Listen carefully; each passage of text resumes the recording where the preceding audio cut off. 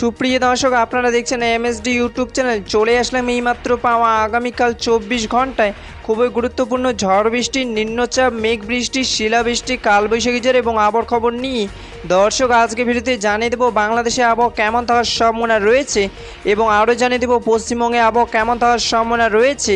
আগামীকাল 24 ঘন্টা আবহাওয়ার পূর্বাভাসে কী জানিয়েছে আবহাওয়া দপ্তর, আরও জানিয়ে দেবো স্যাটেলাইট ওয়েদার অবজারভেশন রাডার অনুযায়ী কেমন থাকার সম্ভাবনা রয়েছে আগামীকাল আপনাদের জেলার আবহাওয়ার পরিস্থিতি।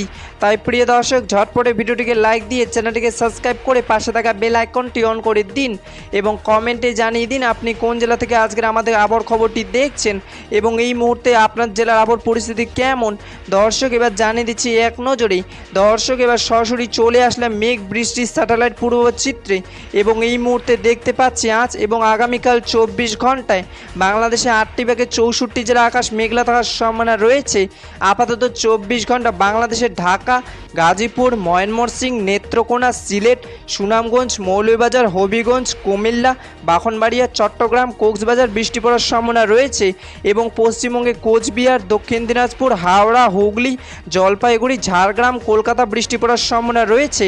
28শে জুন 2026 রবিবারে আবহাওয়ার খবর দেখা হবে পরবর্তী দিনে আবহাওয়ার ভিডিওতে। ততক্ষণ পর্যন্ত সুস্থ থাকুন, ভালো থাকুন, ধন্যবাদ।